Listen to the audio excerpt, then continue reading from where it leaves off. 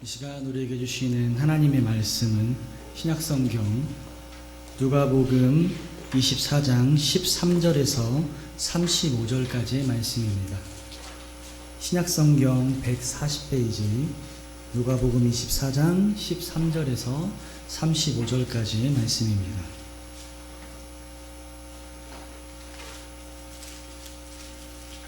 제가 받들어 봉독하도록 하겠습니다. 그날에 그들 중 둘이 예루살렘에 25일이 되는 엠마오라 하는 마을로 가면서 이 모든 일 된 일을 서로 이야기하더라. 그들이 서로 이야기하며 문의할 때에 예수께서 가까이 이르러 그들과 동행하시나 그들의 눈이 가리어져서 그인 줄 알아보지 못하거늘 예수께서 이르시되 너희가 길 가면서 서로 주고받고 하는 이야기가 무엇이냐 하시니 두 사람이 슬픈 빛을 띠고 머물러 서더라. 그 한 사람인 글로바라는 자가 대답하여 이르되 당신이 예루살렘에 체류하면서도 요즘 거기서 된 일을 혼자만 알지 못하느냐. 이르시되 무슨 일이냐. 이르되 나사렛 예수의 일이니 그는 하나님과 모든 백성 앞에서 말과 일에 능하신 선지자이거늘 우리 대제사장들과 관리들이 사형 판결에 넘겨주어 십자가에 못 박혔느니라.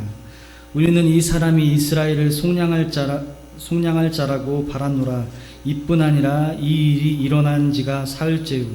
또한 우리 중에 어떤 여자들이 우리로 놀라게 하였으니 이는 그들이 새벽에 무덤에 갔다가 그의 시체는 보지 못하고 와서 그가 살아나셨다 하는 천사들의 나타남을 보았다 함이라. 또 우리와 함께 한 자 중에 두어 사람이 무덤에 가 과연 여자들이 말한 바와 같음을 보았으나 예수는 보지 못하였느니라 하거늘 이르시되 미련하고 선지자들이 말한 모든 것을 마음에 더디 믿는 자들이여 그리스도가 이런 고난을 받고 자기 영광에 들어가야 할 것이 아니냐 하시고 이에 모세와 모든 선지자의 글로 시작하여 모든 성경에 쓴 바 자기에 관한 것을 자세히 설명하시니라. 그들이 가는 마을에 가까이 가매 예수는 더 가려 하는 것 같이 하시니 그들이 강건하여 이르되 우리와 함께 유하시이다. 때가 저물어 가고 날이 이미 기울었나이다 하니 이에 그들과 함께 유하러 들어가시니라. 그들과 함께 음식 잡수실 때에 떡을 가지사 축사하시고 떼어 그들에게 주시니 그들의 눈이 밝아져 그인 줄 알아보더니 예수는 그들에게 보이지 아니하시는지라. 그들이 서로 말하되 길에서 우리에게 말씀하시고 우리에게 성경을 풀어주실 때에 우리 속에서 마음이 뜨겁지 아니하더냐 하고 곧 그때로 일어나 예루살렘으로 돌아가 보니 11 제자 및 그들과 함께한 자들이 모여있어 말하기를 주께서 과연 살아나시고 시몬에게 보이셨다 하는지라. 두 사람도 길에서 된 일과 예수께서 떡을 떼심으로 자기들에게 알려주신 것을 말하더라. 아멘. 옆에 있는 분들과 한번 먼저 인사하셨으면 좋겠습니다. 옆에 있는 분들을 바라보시면서 이렇게 한번 인사하실까요? 그대는 꽃보다 아름답습니다.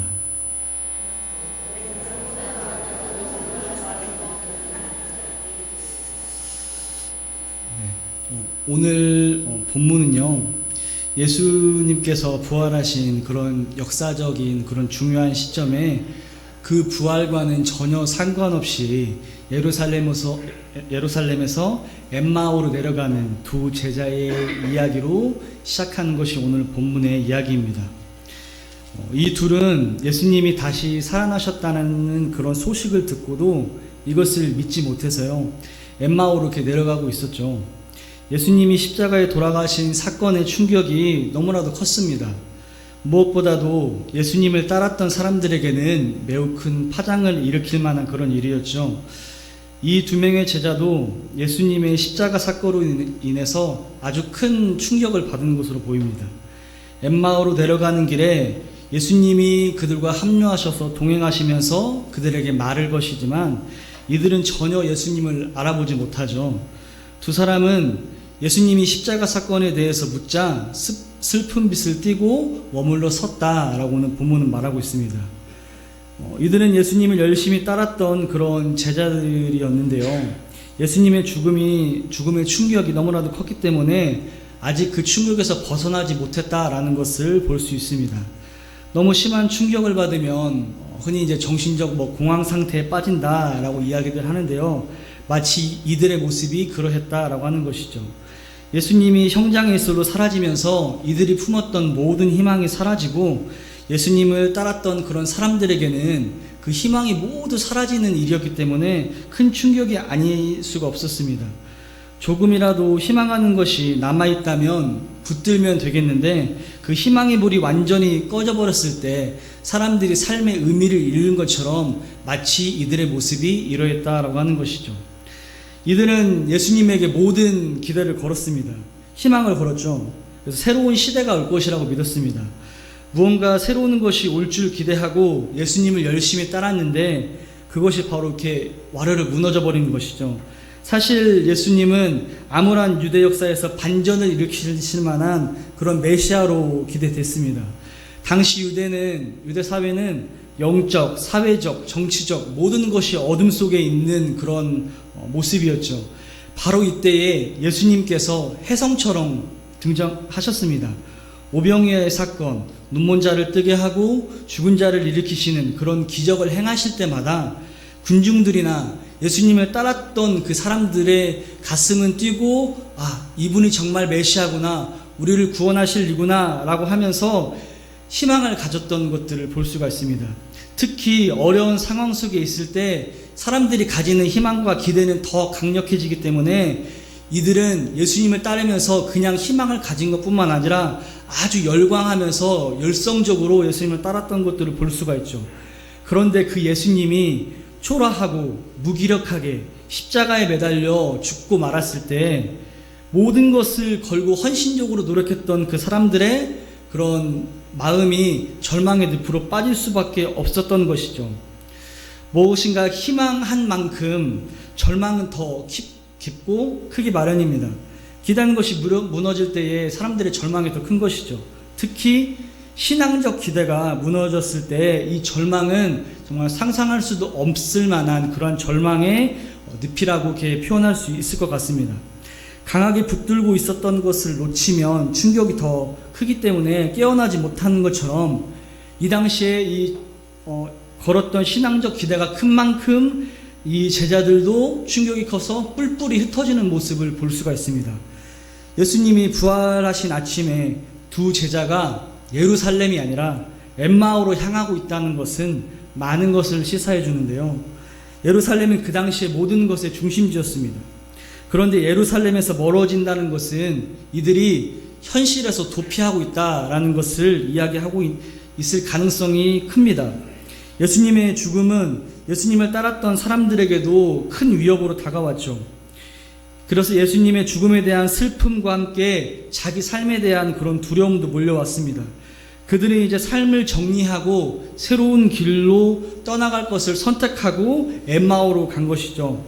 그런데 왜 이러한 일이 일어났을까라는 그 이유를 살펴보면 예수 그리스도가 부활하셨음에도 불구하고 시리에 빠져서 엠마오로 걸어가는 이 제자들의 이 헛된 희망, 무엇인가 잘못 믿고 있는 이 헛된 희망 때문이었다라고 하는 거죠.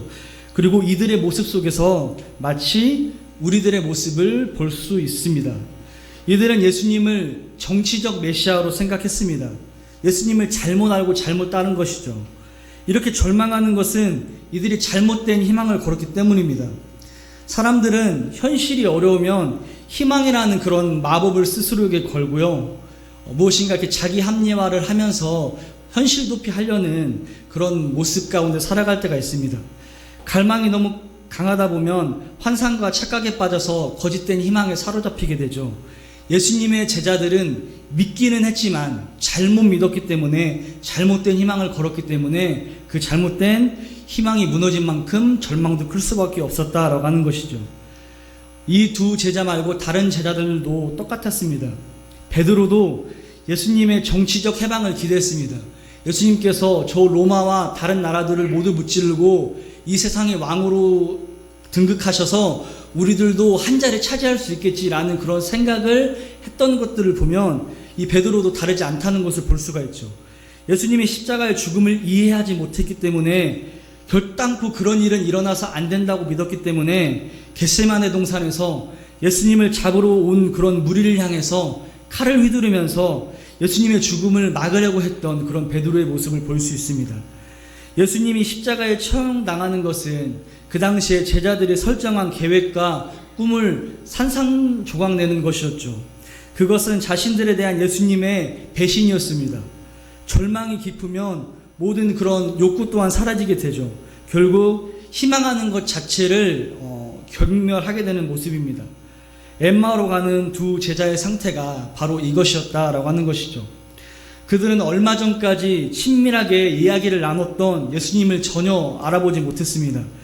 그들은 절망과 슬픔에 눈이 가려워졌고 그들은 잘못된 믿음이 예수님을 몰라보게 한 것이죠. 예수님의 죽음에 대해서 귀를 기울이지 않았던 이 제자들에게는 예수님의 부활은 아무런 의미가 없었습니다. 십자가에 관심이 없었던 사람이 부활에 관심을 가질 리 없었기 때문이죠.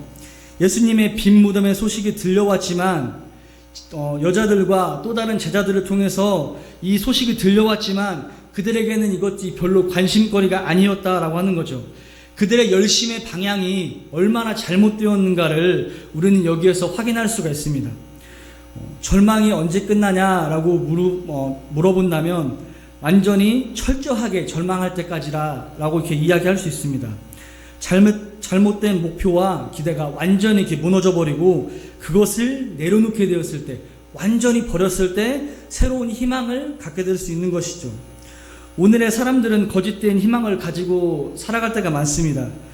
어떻게 보면 일종의 자기 최면과 자기 설득을 가지고 살아가는 거죠. 뭐 괜찮을 거야, 이 정도면 괜찮을 거야 라고 서로 자기 스스로에게 합리화하면서 살아가는 것이죠. 거짓된 희망을 내려놓지 않으면 절망을 극복할 수가 없습니다. 엠마오로 가는 이 두 제자가 잘못된 목표를 세우고 그 절망 속에서 무거운 발걸음으로 엠마오로 힘없이 걸어가고 있었던 이 모습처럼 우리들도 잘못된 희망을 가지고 잘못된 믿음을 가지고 이것들을 내려놓지 못한다면 이것들을 극복할 수 없다라는 것이죠. 우리는 왜 예수님을 믿고 무엇을 예수님께 기대하는지 한번 생각해 볼 필요가 있습니다. 예수 그리스도로 인해서 우리가 무엇을 얻고자 하는지에 따라서 우리의 신앙은 매우 중요한 갈림길에 놓이기 때문입니다. 신앙의 무지로 인해서 부활의 아침에도 여전히 영적인 그런 어둠 속에서 헤매고 있었던 그런 제자들의 모습이 혹시 우리들의 모습이 아닌지, 나 자신의 모습이 아닌지라는 것들을 우리들은 생각해 봐야겠죠. 부활의 주님이 가까이 오셨지만 그들은 알아보지 못했습니다. 거의 25리라는 길, 10km 정도 되는 2-3시간 이상을 걸어가야 되는 그런 거리를 예수님과 걸어갔음에도 불구하고 예수님을 알아보지 못했다는 것, 어떻게 보면 너무나 신기한 일이죠. 예수님께서 그 당시에 기술의 얼굴을 바꾸신 것도 아니고 그 모습 그대로 제자들에게 나타나셨음에도 불구하고 예수님을 알아보지 못했다는 것, 이들의 눈이 어둡다는 것은 다른 것이 아니라 자기들이 보고 싶은 것만 보았다라고 하는 것이죠. 자기가 생각하는 것에 몰두하고 결국 이것이 무지의 상태를 만들게 되고 눈을 어둡게 해서 볼 수 있는 것을 보지 못하게 되는 그러한 결과를 초래한다라고 하는 것이죠. 이들의 눈이 어두워졌기 때문에 이들의 눈이 예수님을 보지 못한 것이다 라고 하는 것이죠. 왜 주님은 부활하신 모습을 빨리 알리시지 않고, 그렇다면 왜 이 먼 길을 제자들과 함께 걸어가시면서 그들과 이야기하셨을까?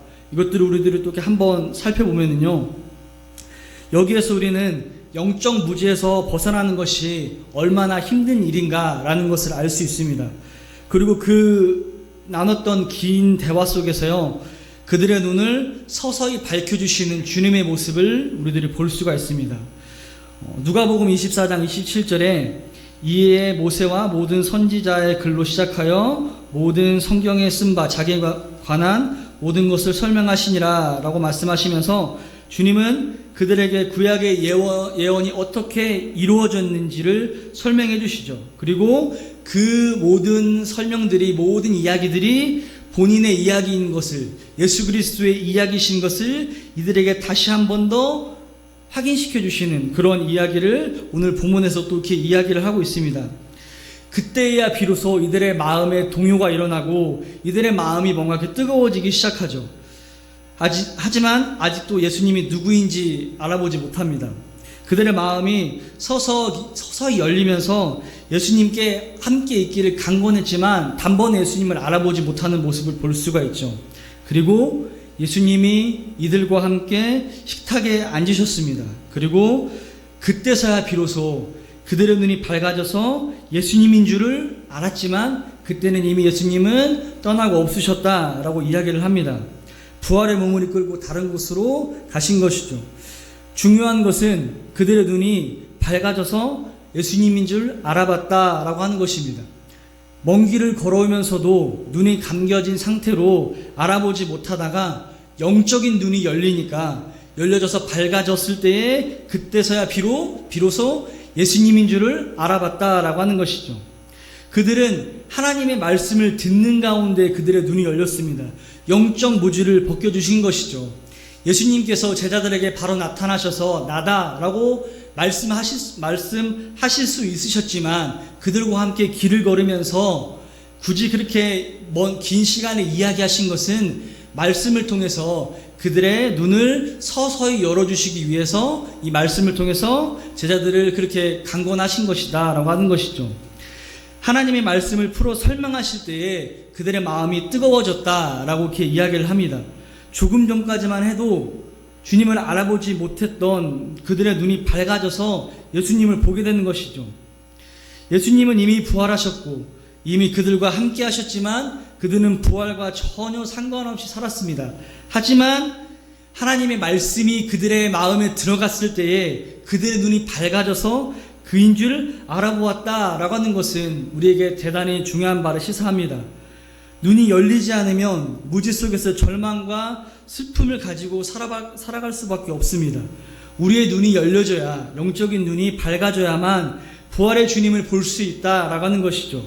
무지에 빠져 있으면 무엇이 일어나는 줄을 우리가 알 수 없습니다. 그리고 그 무지를 열어줄 수 있는 방법은 오늘 우리에게 주님께서 보여주시는 하나님의 말씀을 통해서 우리의 영적인 눈이 열린다라고 하신 것을 우리에게 지금 교훈해주고 계시는 거죠.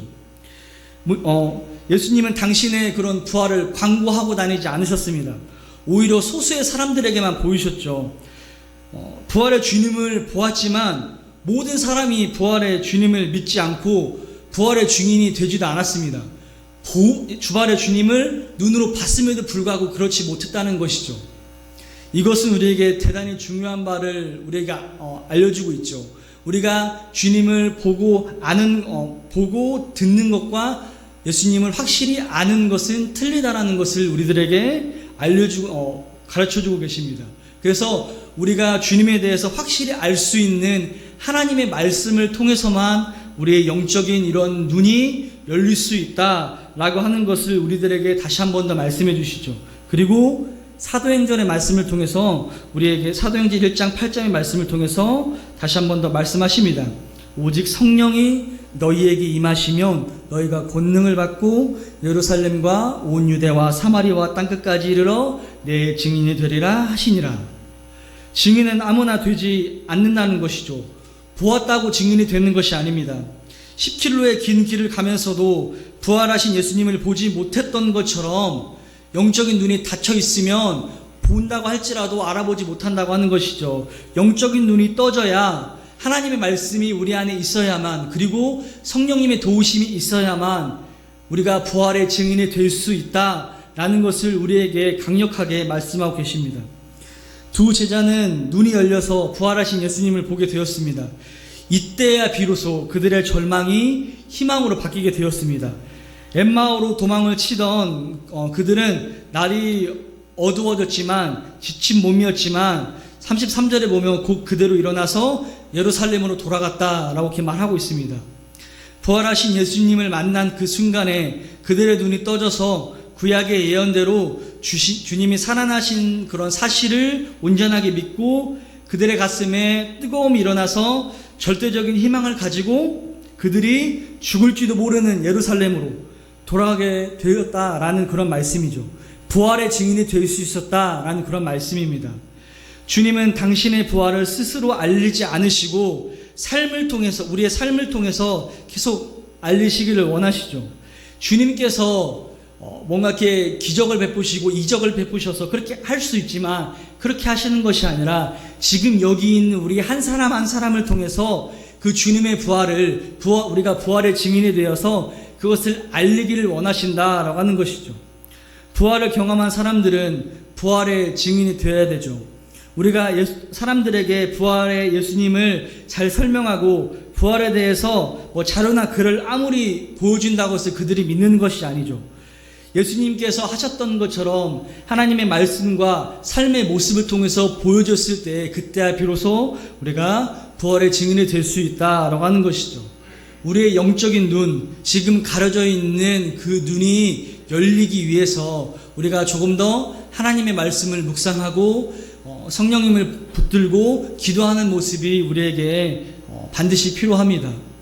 우리가 지금 열리지 않는, 닫혀져 있는 그런 영적인 무지한 그런 우리의 모습을 우리들이 다시 한 번 더 회개하고 반성하면서 주님 앞에 다짐하고 나아갈 때에 우리는 알고 있지만, 들어서 알고 있지만 할 수 없는 것을 우리 스스로가 또 잘 알고 있기 때문에 우리가 다시 한 번 더 주님 앞에 또 기도해야 될 것은, 주님, 우리가 알고 있지만 하지 못하는 연약함을 아시기 때문에 다시 한 번 더 성령님을 통해서 그렇게 살 수 있도록 도와주세요 라고 하는 그런 기도하는 모습이 우리에게 반드시 필요합니다. 이 시간 우리의 모든 영의 눈이 열리기를 간절히 소망합니다. 그때야 비로소 우리의 눈이 열렸을 때야 예수님의 제자다운, 예수님의 그런 그리스도인이라고 칭할 수 있는 그런 사람들이 될 수 있음을 우리가 다시 한 번 더 깨닫고요. 누군가가 우리를 향해서 당신은 누구십니까? 라고 물었을 때 저는 예수님의 제자입니다, 저는 그리스도인입니다 라고 대답할 수 있는 그런 우리들이 되기 위해서 영적인 눈이 가려워지지 않고 항상 열려있을 수 있도록 말씀을 묵상하고 기도하는 데 힘쓸 수 있는 우리 모두가 되기를 간절히 소망합니다.